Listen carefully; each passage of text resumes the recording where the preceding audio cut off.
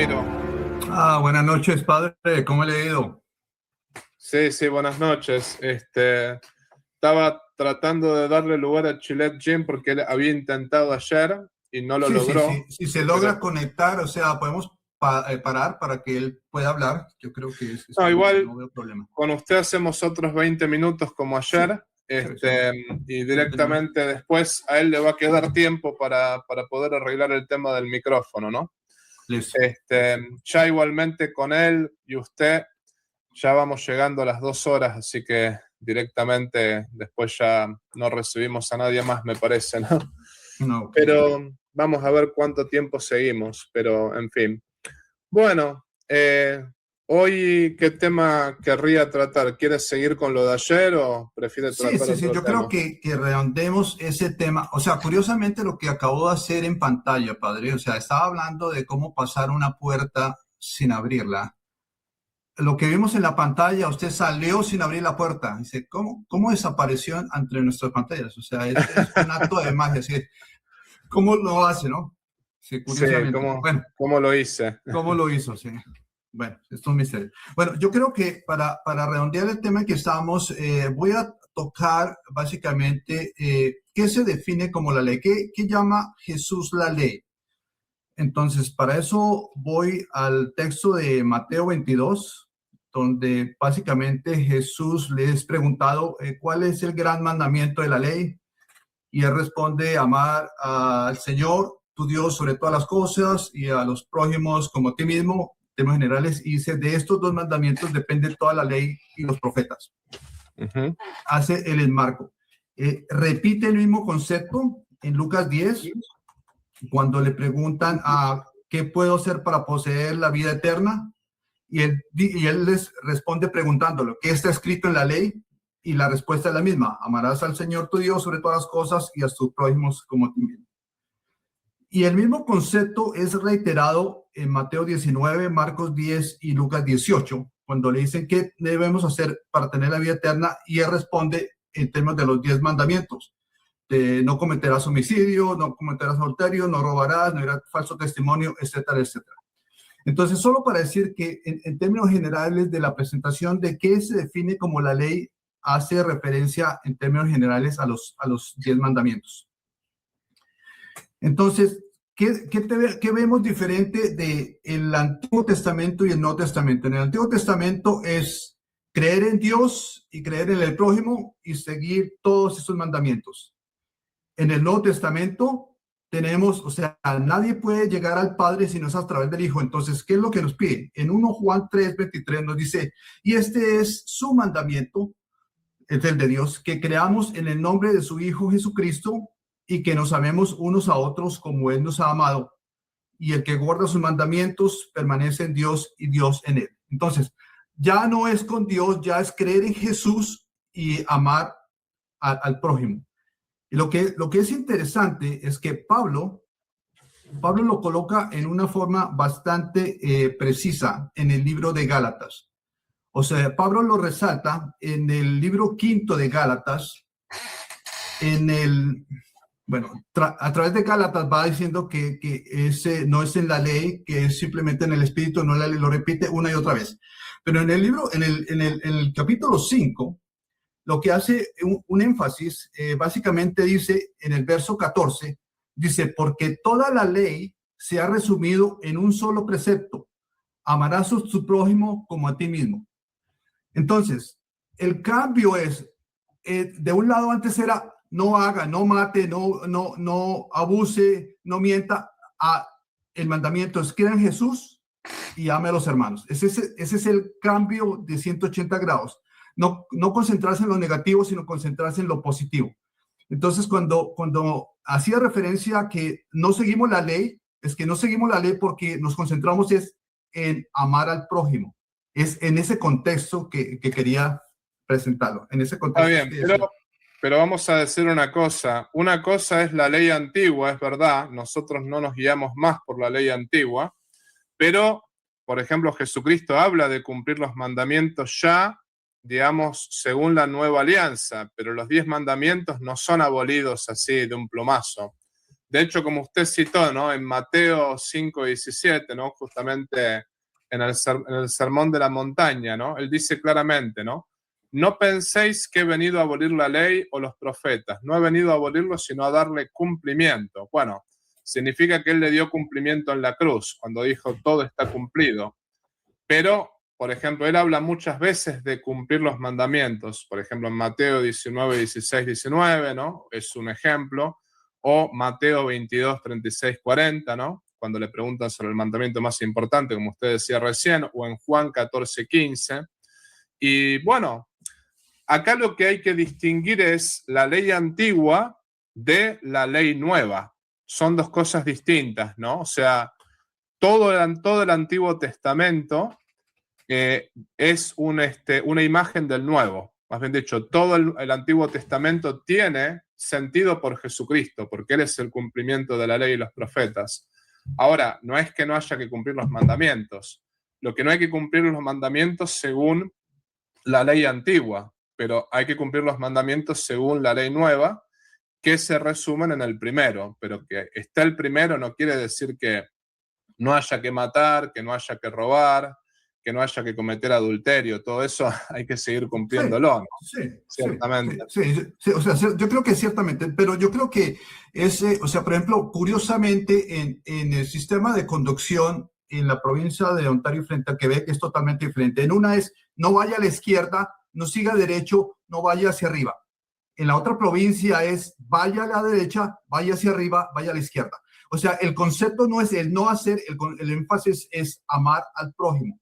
Entonces, uno no se concentra en, oh, no voy a robar, o sea, se concentra en cómo amo al prójimo. O sea, de ahí viene la gran libertad en Cristo, porque cuando estamos en Cristo, uno muere a sí mismo y es el que vive en uno.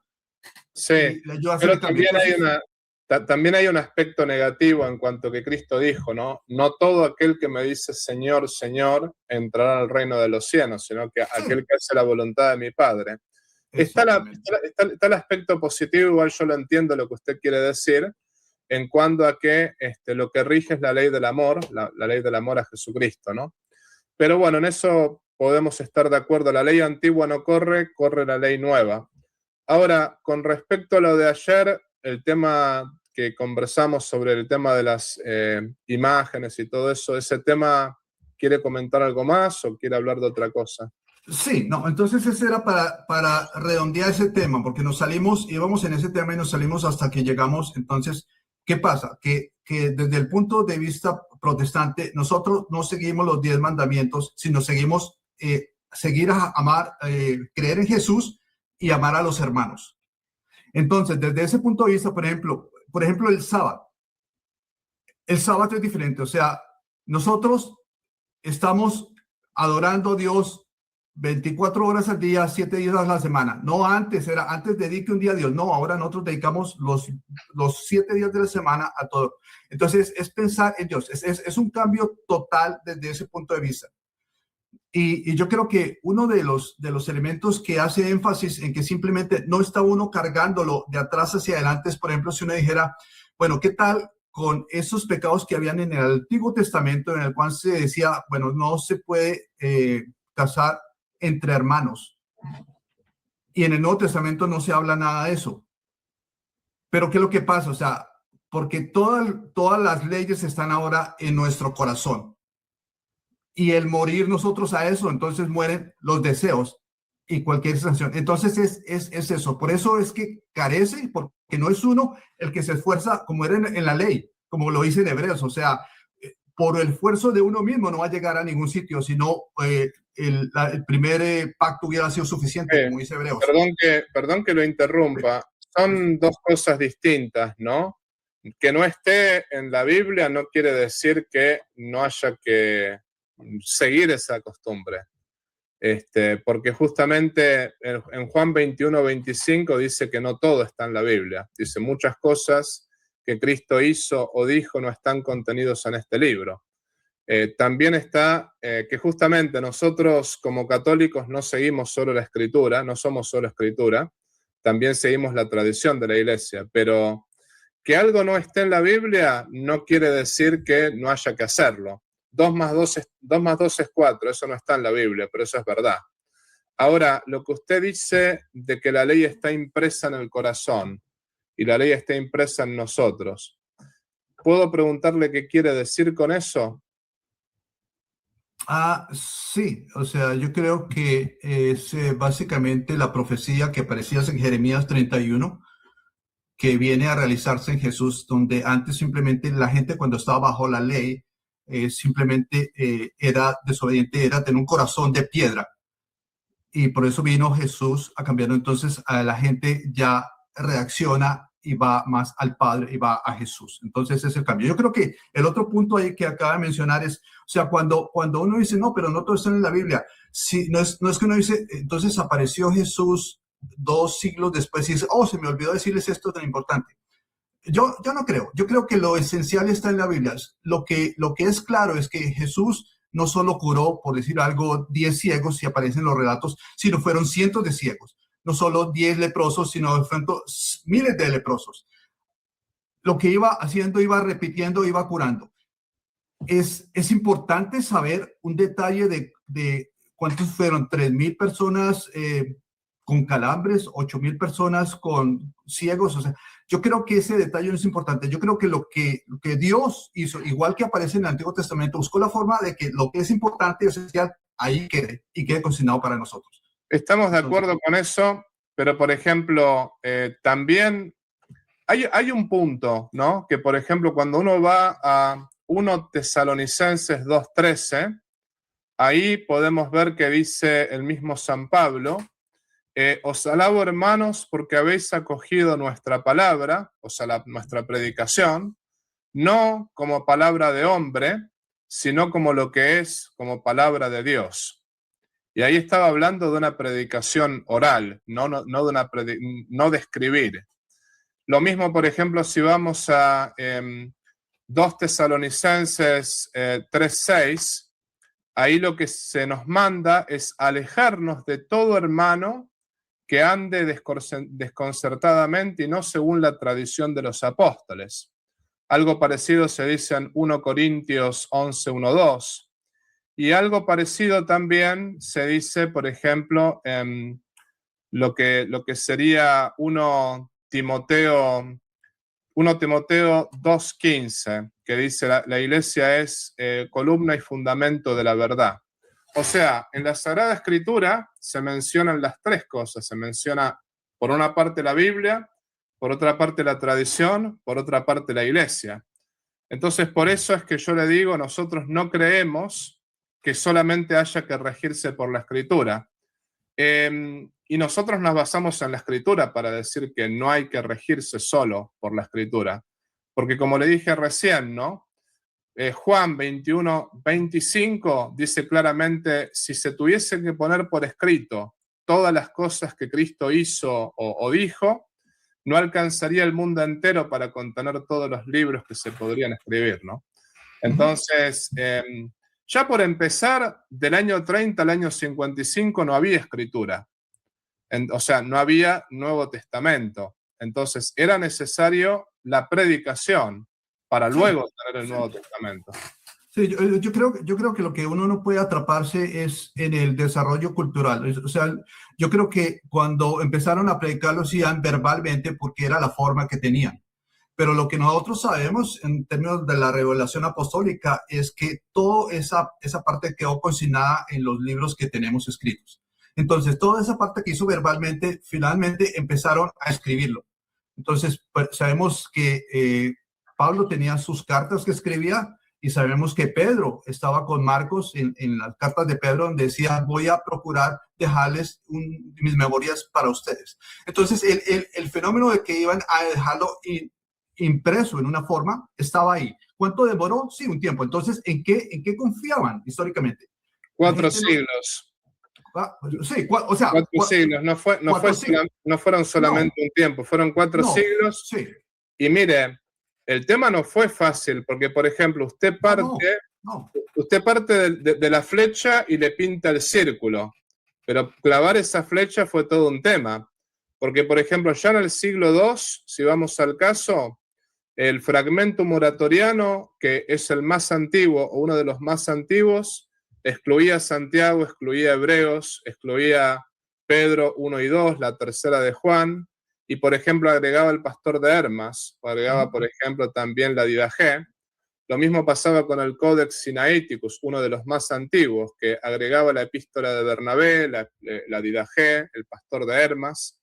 Y por ejemplo, autores como Orígenes, ya por los años 250, en su comentario al Evangelio de San Juan, Orígenes decía que Pedro escribió una carta y quizás una segunda, pero está en disputa. O por ejemplo, Eusebio de Cesarea, en su libro Historia Eclesiástica, pone en duda la canonicidad del libro del Apocalipsis, ¿no? Y San Ireneo de León, otro, que vivió por el año 1100, no, vivió por el año 180, 180, 150, ahí escribió contra los herejes, ¿no? Y ahí, por ejemplo, él quita el libro de Filón, quita la carta a Filón, quita, por ejemplo, la tercera carta a San Juan, quita la segunda carta a Pedro y agrega, por ejemplo, Pastor de Hermas, también la carta de Clemente. Y otra cosa, la carta de Clemente, que se leyó por 2 siglos, cita la Didaché como escritura. ¿Qué le quiero decir con todo esto? Lo que le quiero decir es que hubo realmente 4 siglos donde no teníamos Nuevo Testamento. Y tuvieron que venir los sínodos de Roma primero, Hipona y Cartago, para tener la Biblia tal cual la tenemos ahora. Y esos fueron concilios católicos. Pero bueno, ya hemos tenido esta conversación. Sí, lo que le quiero decir, lo que le quiero explicar es que yo no me guío solo por la Biblia, no porque no crea que la Biblia es palabra de Dios. Nosotros nos guiamos por la Biblia, creemos que la Biblia es palabra de Dios, pero creemos que de alguna manera el protestantismo es manco. Juega con una mano, pero no juega con la otra, que es la de la tradición, y no juega con los pies, que es el magisterio de la Iglesia. Ahí está el punto, ¿no? Sí. Yo creo que otro comentario interesante es cuando observo que, de un lado, algunos protestantes critican a la Iglesia en el pasado, cuando resulta extraño y absurdo, porque es cuando si fuéramos 2 hermanos y yo pienso hablar de su abuelo, es mi abuelo también. O sea, se comparte la misma genealogía hasta que se separaron. Entonces uno no puede empezar a criticar el pasado porque compartimos el mismo pasado. Entonces yo creo que cuando yo me aproximo a alguien que no es cristiano y habla de algunas cosas de cruzadas, o sea, yo disculpo porque simplemente, o sea, hubo faltas y errores en el camino. Entonces simplemente sería que en esos momentos la gente, en el momento en que hay una separación, diga, bueno, en el momento en que me separé, desde ahí critico a la otra parte en ese momento. Es simplemente una observación que he notado también. Sí, sí, no. Más bien dicho, yo creo que podemos estar radicalmente en desacuerdo en muchos temas, ¿no? Lo que hay que preguntarse, y acá me parece que es muy importante preguntarse esto, es, está bien, todos creemos en Jesucristo y todos creemos en Él.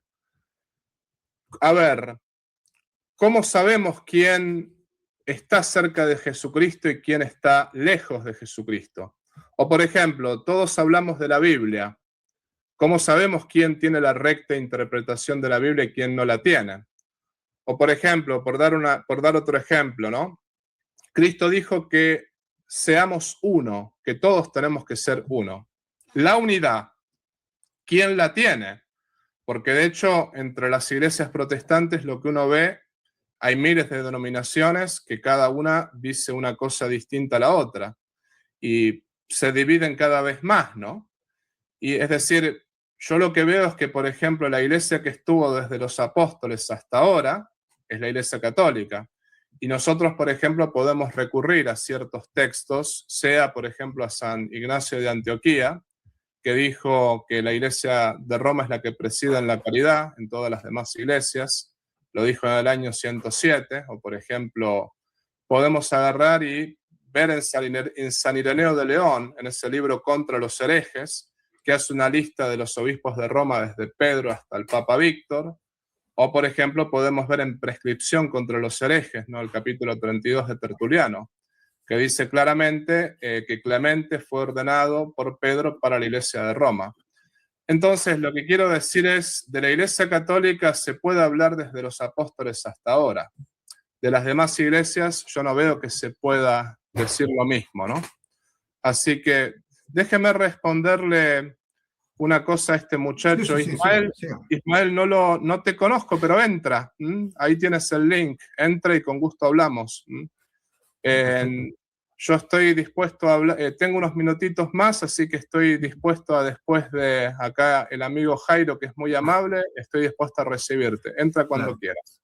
Y yo creo que de pronto la próxima vez, padre, tocamos un poco de pronto otro tema, las indulgencias, solo para tocar ese tema que sabe que viene de antemano.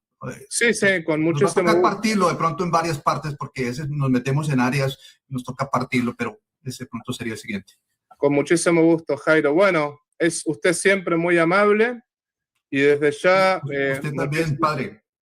O sea, se nota cuando uno lee en Gálatas los dones del Espíritu Santo, que es lo que uno tiene que enfatizar, independiente de si vamos a llegar a acuerdo o no, porque de nuevo voy al texto de Romanos 15, donde siempre hay diferencias en que la gente decía, tienen que celebrar las festividades, tienen que comer esta cosa, ¿sabe qué? O sea, hay temas secundarios.